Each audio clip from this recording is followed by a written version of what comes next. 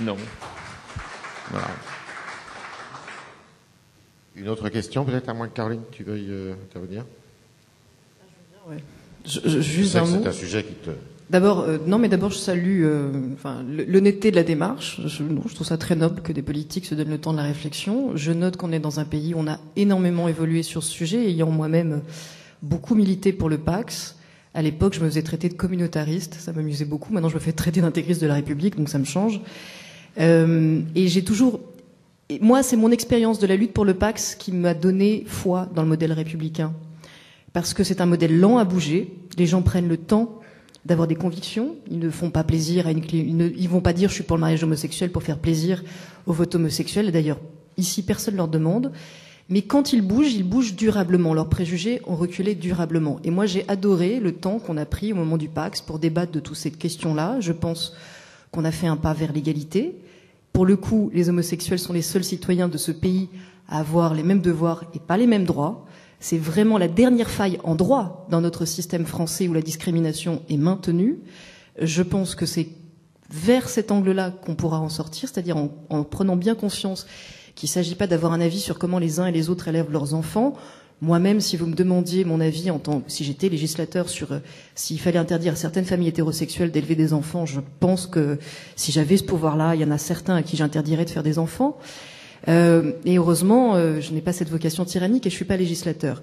Mais c'est ça le modèle égalitaire français. Prenons le temps d'avoir des débats, voyons si du point de vue de notre ambition, qui est l'égalité de tous les citoyens, quels qu'ils soient, devant la loi et devant les droits et les devoirs, il n'y a pas encore aujourd'hui cette dernière faille à combler. Je voudrais rajouter un tout petit mot, c'est le propos de Caroline Forest qui me le fait penser. Elle parlait tout à l'heure de ces questions de gestion marketing de la politique par clientèle. Je vous dis très franchement, je n'y crois pas du tout. Je n'y crois pas du tout parce que je pense que les Français sont des gens incroyablement pragmatiques aujourd'hui, que le clivage droite-gauche n'a plus du tout la même signification qu'il y a quelques années, même s'il existe toujours, mais lui-même est très mouvant, et que surtout les gens, parce que c'est l'élection présidentielle le pivot du système, remettent à chaque fois l'ensemble des éléments sur la table et les compteurs à zéro. Donc, je peux comprendre que, compte tenu de la famille politique qui est la mienne, la droite, le centre-droit, on puisse dire « Ah, mais tu es fou, si tu prends une position qui est à ce point à l'opposé de ce que pense ton électorat, c'est du suicide pour toute ta famille politique, tu es en risque politique majeur. » Je ne crois pas à tout cela. Je pense qu'en réalité, il est des sujets sur lesquels il est de notre responsabilité, non pas de dire je veux faire évoluer ma famille politique, on n'est pas là pour ça, c'est bien trop prétentieux, mais pour de temps en temps avoir des rendez-vous de conscience personnelle. Je pense que ça a été le cas au moment de l'abolition de la peine de mort, ça a été le cas, ça n'a rien à voir tout cela, si ce n'est que ce sont des sujets de conscience, ça a été le cas au moment du Pacs. Je pense rétrospectivement que notre famille politique, à l'époque, a été incroyablement à la traîne sur cette affaire, mais après tout, le fait qu'aujourd'hui, son écrasante majorité se soit ralliée à l'idée montre que tout ça évolue. Et en même temps, il ne faut pas tomber dans l'excès inverse de dire « Oh là là, ne loupons pas la prochaine mode ». Voilà. Donc c'est aussi ces éléments qui doivent amener à peser en conscience le pour et le contre. Et si je peux me permettre, à un moment où on passe son temps à s'essuyer les pieds sur les hommes politiques, eh bien reconnaissons que c'est aussi la noblesse de l'engagement politique que de pouvoir prendre sur ces questions essentielles le temps de la réflexion. J'ai l'impression que le Pacs a été un tournant quand même à droite pour vous, pour votre famille politique. Une autre question. Oui, bonjour, je m'appelle Adeline Braiscou-Carlan, je suis étudiante à l'ESSEC et je voudrais rebondir sur ce que M. Amir Chahi a dit tout à l'heure. Vous avez parlé de reconstruction du pacte républicain, reconstruction de l'égalité. Vous avez évoqué l'école comme piste. Quelles sont les autres pistes et comment on commence concrètement ? Merci de me poser la question la plus simple. Par contre, comment, je ne sais pas, je pense que c'est un ensemble. Redonner confiance à un pays, c'est redonner une perspective à chacun de ceux qui y vivent et qui ont ce sentiment. Mais la crise économique, la crise financière et ses conséquences sociales, ils sont pour beaucoup. Cette perspective s'éloigne. Donc, sortir de cette crise-là, donc sortir d'un système économique, d'un mode de production, en tout cas réorienter la manière dont s'organise, se construit, se produit, s'organise et se répartissent les richesses dans un pays, est à mon avis une première piste à travailler. C'est-à-dire, c'est la conduite des politiques économiques et sociales. Alors, je ne veux pas donner le bâton pour que Caroline Fourest me donne un petit coup en me disant que ce n'était pas suffisant, parce qu'elle a raison, ce n'était pas suffisant. Mais la reconstruction ou la construction ou la mise en perspective positive, pour reprendre l'expression de Jean-François Copé, parce que de ce point de vue-là, il a raison, il faut être positif, passe par ça. Or, aujourd'hui, on n'y croit pas. D'abord parce que la crise est violente. Donc, je le disais tout à l'heure, il y a un écart entre la grande attente de 2007, avec un taux de participation énorme, avec une société très politisée dans toutes les couches sociales, est retombée.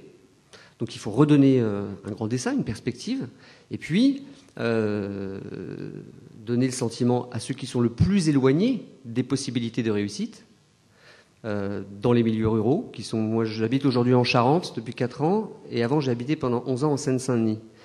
Et d'une certaine manière, c'est un même mouvement, même si c'est différent, dans les périphéries urbaines ou dans les quartiers, le sentiment d'être décroché du pays duquel pourtant on est. Bon. Et donc ce message qui consiste à dire ensemble tout est possible, il doit s'incarner concrètement et il doit se traduire. Quand vous ne le faites pas, vous générez des désillusions. Évidemment, bon. Alors, j'ai parlé de l'école. Évidemment, mais je crois qu'il y avait des questions précises posées. Alors, je suis un peu gêné dans l'organisation du débat parce que, pour que vous sachiez, je ne sais pas si la salle le sait, moi j'avais reçu un certain nombre de questions sur lesquelles on allait sans doute être interrogé parce que les étudiants avaient préparé. Donc, je crois que c'est le cas. Ce sont des questions qui étaient prévues, non ? Bon, non, mais c'est juste... c'est que je me réservais l'école pour la question. C'est pour ça. Bon. La santé... La force du politique, c'est de pouvoir répondre en toutes circonstances aussi. Mais pas à tout. Bien sûr. Et même d'exprimer ses doutes. Bien sûr, mais pas à tout. Non, mais c'est parce que comme j'ai vu qu'il y avait une question sur l'école, sur les grandes écoles, et je pensais qu'elle viendrait plus tard. Donc, réorientation de la politique, économique, redéveloppement des services publics qui sont aujourd'hui vraiment en état d'affaiblissement et qui sont les garants d'un lien social. Et puis, et tout ça nécessite des moyens et une réorientation d'une politique fiscale. Donc, il faut bien, pour nourrir une politique, lui donner des moyens. Ces moyens, c'est aussi la ponction sur les richesses produites. Et ça passe d'abord par une fiscalité adaptée qui va chercher l'argent plus là où il est, c'est-à-dire dans les bénéfices de certaines entreprises et dans les richesses, les revenus, le patrimoine de celles et ceux qui ont le plus pour pouvoir les réorienter et réinjecter dans notre économie ce qui nous est nécessaire. Vous nous accorderez quand même que l'effritement du modèle républicain, il date pas de 2007. Il est... Bien sûr, non, mais c'est pas ce que je dis. L'effritement du modèle républicain est aussi du fait de la mondialisation et d'une certaine manière, il n'est pas que français.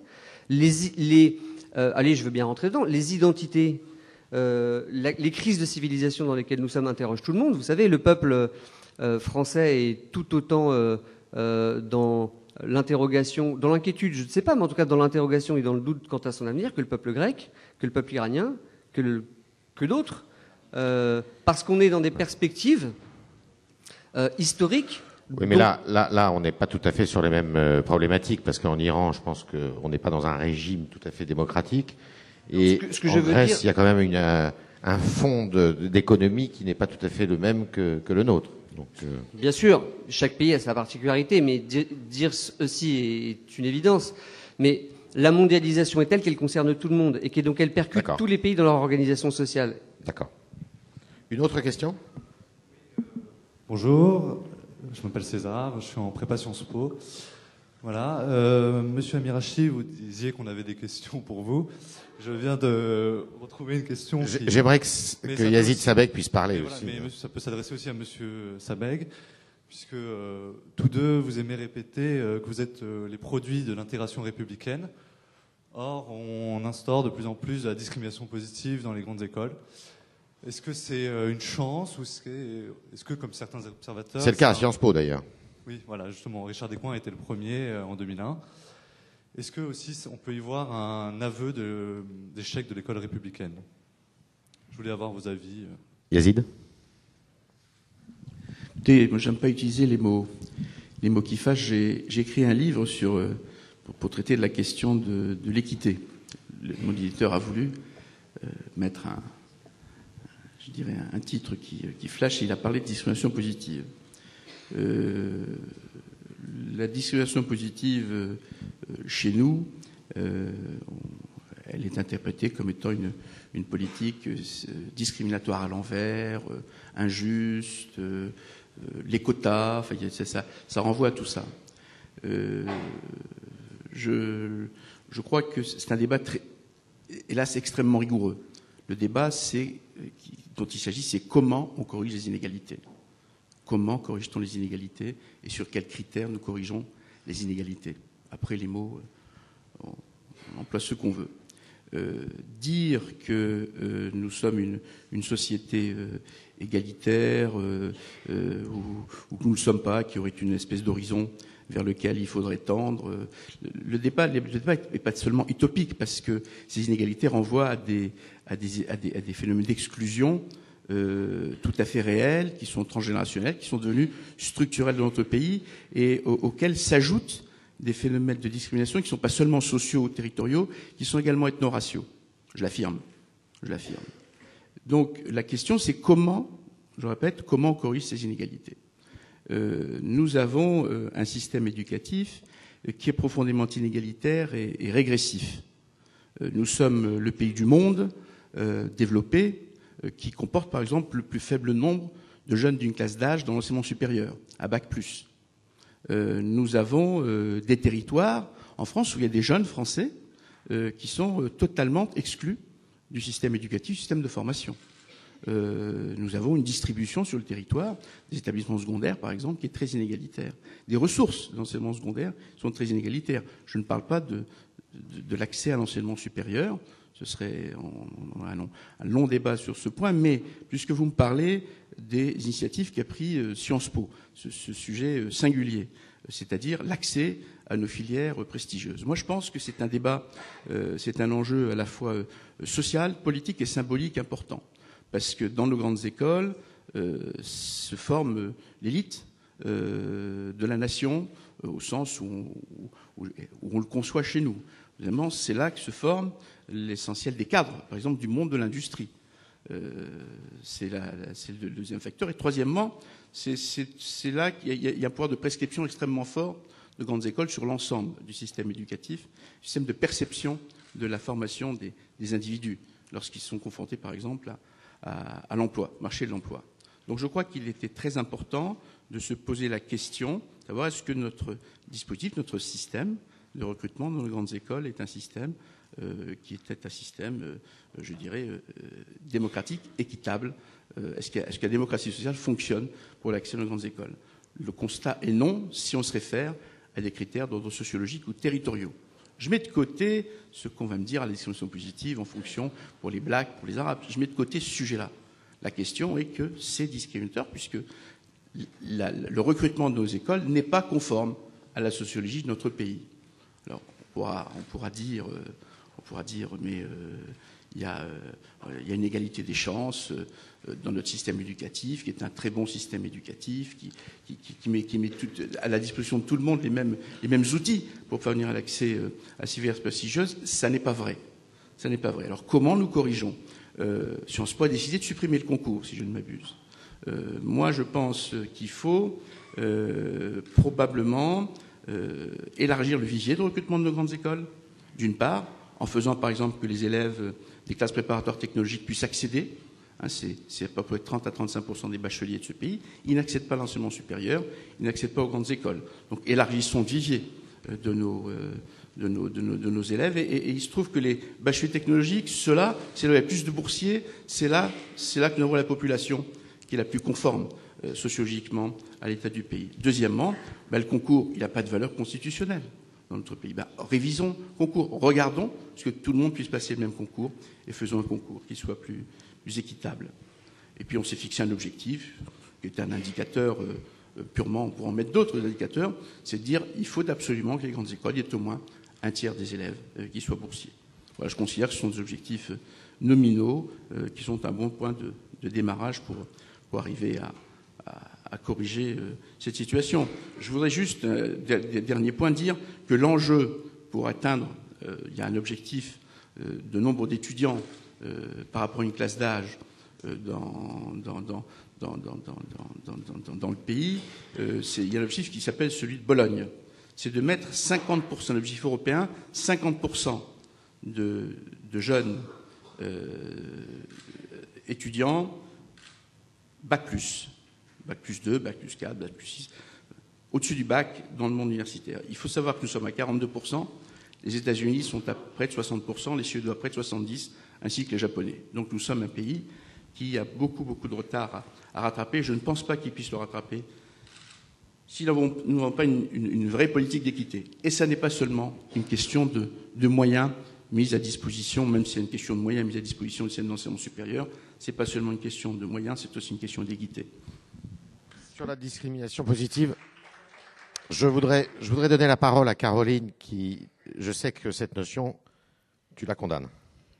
Mais je condamne pas seulement la discrimination positive, c'est pas une question de principe, c'est même une question d'efficacité. Je crois qu'on n'est pas du tout d'accord, je l'avais déjà noté avec Monsieur Sabeg, sur le diagnostic et sur les mots du diagnostic.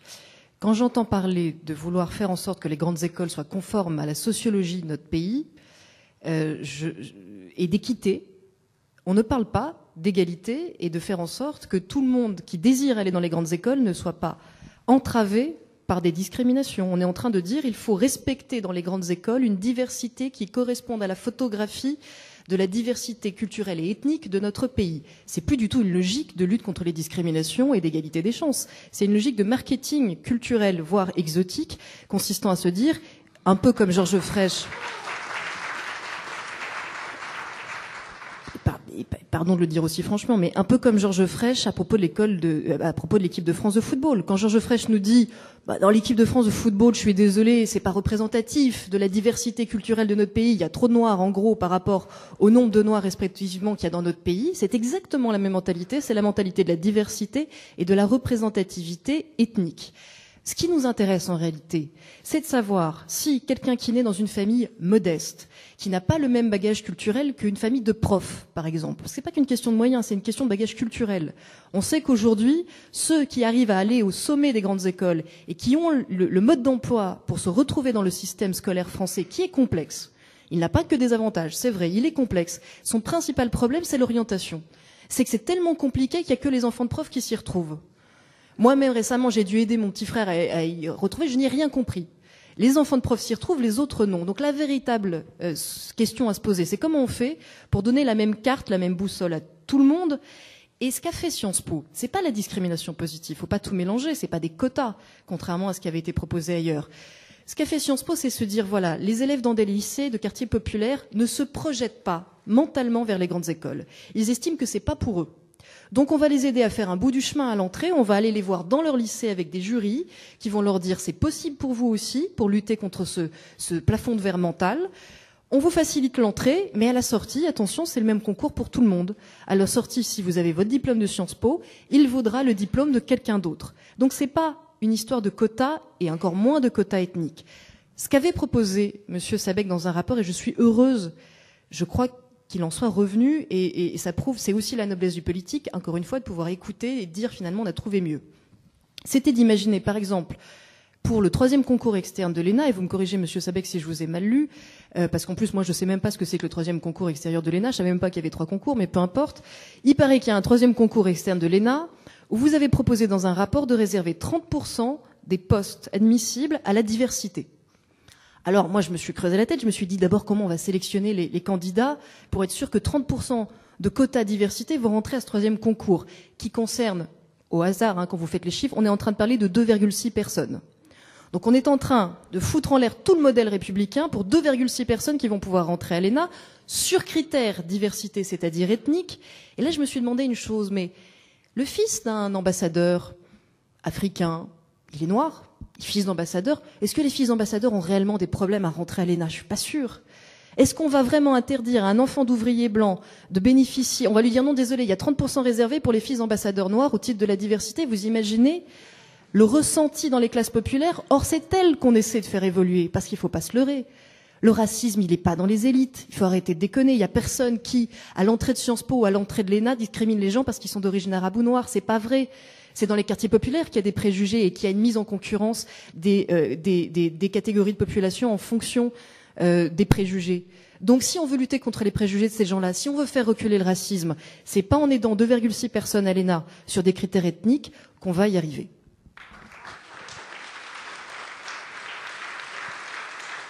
Je sens que la salle piaffe d'impatience. Il y a une jeune femme qui lève la main depuis longtemps.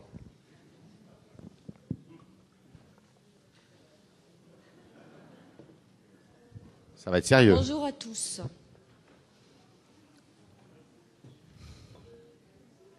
Res publica. On est d'accord qu'on pose des questions, hein. On n'est pas à l'Assemblée nationale, d'accord? Res publica, moi j'ai envie de dire, avant de poser une question, je guillotine modèle, je garde res publica, je file voir le Gaffio quelque part, parce que si vous le trouvez version papier, vous me dites. Parce que moi, quand j'enseigne en Malaisie, j'enseigne en Australie, j'enseigne en Angleterre. Oui, j'enseigne aussi en France. Et la question alors? La question est, je vous la pose à tous, oui. Que fait le professeur que je suis lorsque partout dans le monde, lorsque je lève le doigt, comme là, pour parler à mes élèves, le monde entier m'écoute, mais pas mes élèves français qui, lorsqu'ils sortent de cet amphithéâtre, quand on coupe la parole, monsieur, on sort de l'amphithéâtre. Quelle est votre question? Non, attendez. Un instant, s'il vous plaît. On sort de l'amphithéâtre et on va voir les statues, parce que Montaigne, quand il pense, il a toujours le bout de son pied droit qui brille. Et moi, ma question à tous, alors la question c'est quoi? La République c'est quoi pour vous, messieurs, dames? Citoyens, pour moi c'est res publica. Et vous êtes tous là, les hommes politiques, et moi je vous la pose la question. Res publicae. Qu'est-ce que c'est? D'accord. Nous ne sommes pas tous hommes politiques et il y a une question qui se profile à l'horizon. Madame.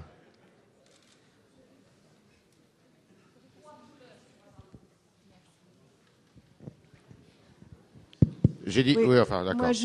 C'est moi qui ai ouvert le centre de dépistage de la Riboisière en 87. J'ai vu 30 000 personnes depuis 20 ans. Et je vois une aggravation du statut des femmes en consultation. Et j'ai d'ailleurs rendez-vous avec le recteur de la mosquée et tous les imams mercredi prochain pour parler de ce problème. Je trouve que ce problème est grave, et en particulier sur le masculin-féminin, dans ce que j'entends. Dépistage du VIH, c'est particulier. Mais par exemple, cette semaine, j'ai vu un homme, deux d'ailleurs, qui m'ont dit... je ne peux pas imiter leurs paroles, mais je dis les deux thèmes. Moi, il n'est pas question que je parle, il n'y a que les meufs qui parlent. Donc la capacité d'élaboration par la pensée et par la parole est bloquée pour les grandes écoles. Et l'autre m'a dit, de toute façon, on dit, j'ai lu le Coran, hein, on dit que dans le Coran, c'est vrai, hein, que les filles, et puis dans la Bible aussi, hein, si on réfléchit à comment est fait la femme à partir de la côte, il suffit de descendre de 40 cm et la face représente la castration imaginaire masculine non symbolisée. Voilà. Et bon, mais la question, l'autre, il m'a dit, et les meufs, elles réussissent mieux que moi en classe, donc il n'est pas de question que je réussis, donc il n'a pas non plus la capacité d'apprendre pour résoudre sa violence. Et nous, en consultation, on voit une formidable augmentation de la violence faite aux femmes, et j'ai pu m'en rendre compte en consultation. Alors ça, c'est un problème de notre société et qui est à réfléchir par l'ensemble des politiques. Je vous remercie. Est-ce que ça, Jean-François Copé, la question que pose Madame, est-ce que ça relève du modèle républicain? Oui, je pense que ça relève du modèle républicain au sens où le débat sur l'identité nous engage aussi sur cette question. Pour vous dire les choses telles que je les pense, j'ai été, moi, assez critique sur la manière dont nous avons conduit le débat sur l'identité, parce qu'il m'a semblé que nous commettions une véritable erreur à le réduire à la seule question essentielle, mais pas suffisante, du débat pour aller vite entre assimilation et intégration de ceux qui sont d'immigration récente et français. Je pense que cette question est importante, c'est un élément de fissure de notre nation, mais il en est 3 autres que du coup nous avons passées sous silence et qui me semblent tout aussi importantes. Celle qui oppose d'une certaine manière les jeunes et leurs aînés, parce qu'aujourd'hui il n'y a plus, comme il pouvait y avoir dans les générations précédentes, le souci de transmission du témoin, de solidarité intergénérationnelle, parce qu'aujourd'hui la question centrale entre les jeunes et leurs aînés, c'est l'argent. Comment tu vas faire pour payer ma retraite? Comment tu vas t'en sortir quand je serai mort? Tout ça est devenu tellement omniprésent dans le débat entre les jeunes et leurs aînés que les débats essentiels sont absents. Le 3e élément, c'est le débat qui oppose ceux qui habitent la ville et ceux qui habitent la campagne, qui aujourd'hui est un débat extrêmement sourd et malheureusement extrêmement fissurant au sein de notre nation. Celui qui habite la ville, il pense que celui qui est à la campagne ne connaît rien des grands problèmes de la vie. Après tout, habiter à la campagne, c'est avec les oiseaux, la nature, il n'y a pas de pollution, il n'y a pas de stress, tout va bien. Et puis en plus, quand on est de la ville, on pense qu'on paye pour celui qui est à la campagne. Celui qui est à la campagne, qu'il soit ou non d'ailleurs agriculteur, il a juste un problème vis-à-vis du gars de la ville, c'est que, en réalité, il n'a pas compris à la ville que quand on est à la campagne, on a de moins en moins de choses et parfois même, on a le sentiment d'avoir plus rien. Et pourtant, ça fait une même nation.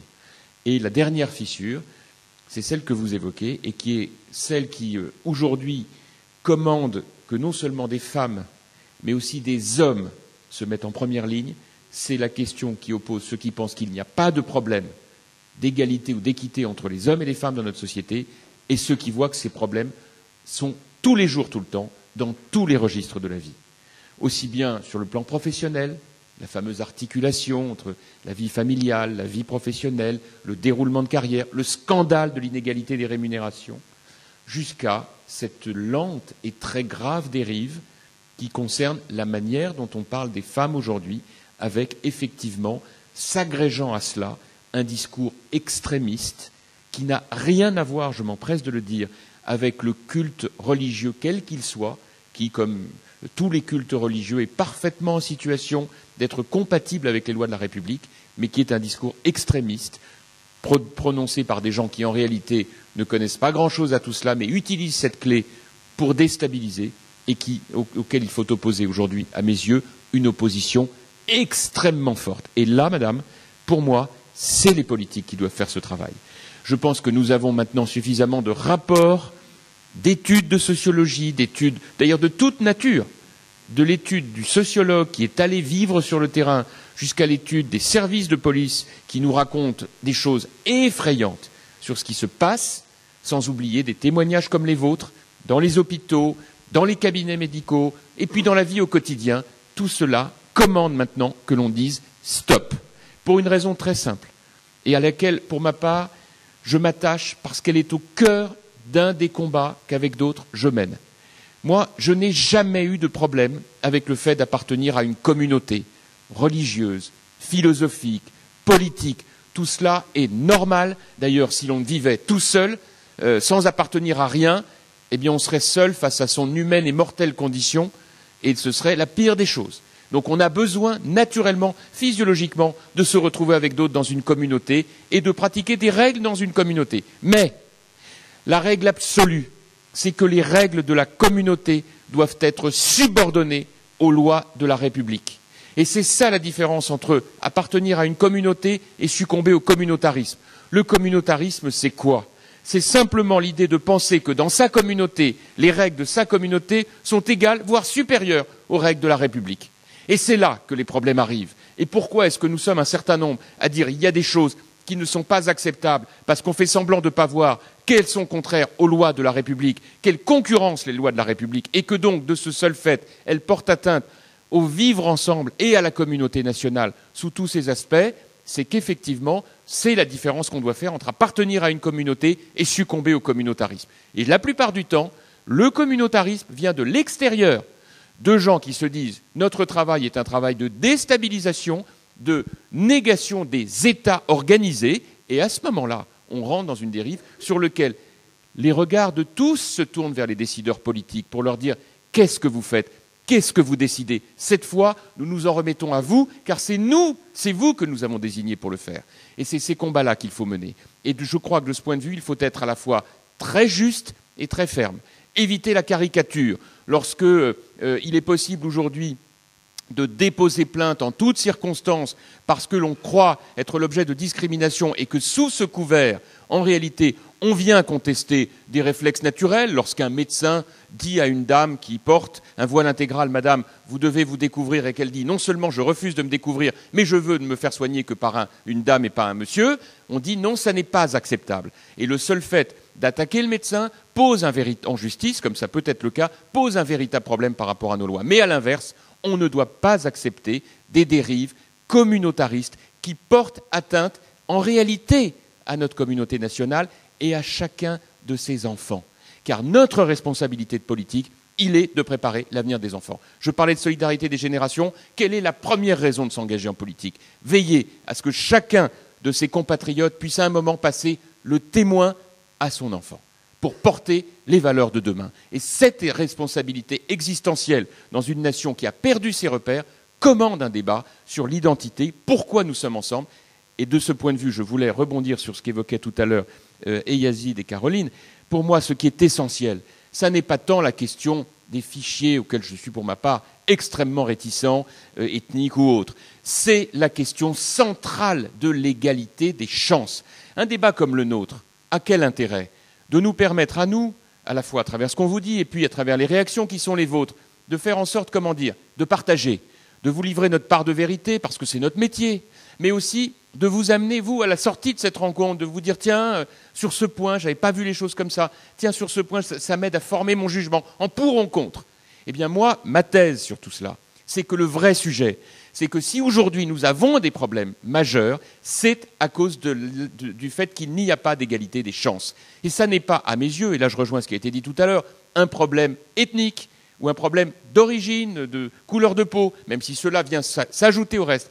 Pour l'essentiel, on doit travailler sur 2 critères. Le critère géographique, le lieu où l'on habite, le lieu où l'on grandit, et d'autre part le critère social. C'est sur ces 2 critères qu'on doit rétablir l'égalité des chances. Là où je m'oppose au PS, c'est que je ne crois pas du tout que les formules qu'il propose, qui sont un peu à l'ancienne, à un peu un système de lutte des classes qui aujourd'hui n'est plus cohérent avec tout ce qu'on peut lire, de tout ce dont on a besoin aujourd'hui, mais en réalité l'essentiel c'est bien sur l'égalité des chances. Et ce sera, si vous le permettez Yves, mon dernier mot par rapport à cette réflexion, car à mes yeux elle est essentielle. Ce que les Français attendent, c'est que leurs dirigeants politiques leur disent aussi comment ils voient la France de demain. Et pour ma part, je pense qu'il y a 3 rendez-vous à proposer aux Français et qui sont au cœur de notre problématique d'identité. Le premier, c'est un rendez-vous de courage. On doit, à un moment ou à un autre, identifier ensemble ce que l'on doit faire, ce à quoi on doit renoncer pour préserver l'essentiel. Ça s'appelle le courage politique, parce que forcément, c'est une invitation à changer ses habitudes, à renoncer parfois à quelques acquis, pour préserver l'essentiel. Le deuxième rendez-vous, c'est un rendez-vous de rassemblement. On ne fait rien si on n'est pas rassemblé. Cette incapacité que nous avons à admirer l'autre, à le mettre sur le podium, à travailler ensemble, à simplement se dire si il a réussi, je le respecte, au lieu de dire il a réussi, qu'est-ce qu'il a volé pour réussir ? Ce qui est insupportable dans le modèle qui est le nôtre. Et enfin, le troisième rendez-vous, et il est au cœur de nos débats, c'est un rendez-vous d'ouverture au monde. On ne peut pas continuer d'être replié sur nous-mêmes, d'être franchouillard, d'être franco-français et de se comparer sans arrêt, non pas à l'autre, mais à ce qu'on faisait il y a 20 ou 30 ans. Le référentiel 80 ou 36 pour les plus nostalgiques, c'est sympathique, mais ça ne fait pas avancer les choses. Mieux vaut savoir comment font les Allemands, comment font les Australiens, chère madame. Voyons un peu les uns et les autres comment on peut se comparer de manière intelligente. Mais pour ça, il y a une règle. Parler français, c'est formidable. Parler anglais, c'est un atout supplémentaire. Et aujourd'hui, nous ne maîtrisons pas dans notre pays suffisamment la langue de tout le monde. Et du coup, comme on ne veut pas le montrer et qu'on est un peu fiers, on reste entre nous. Et moyennant quoi, on est incapable de voir comment le monde avance. Et bien là, de ce point de vue, on a des messages extrêmement forts pour la génération à venir.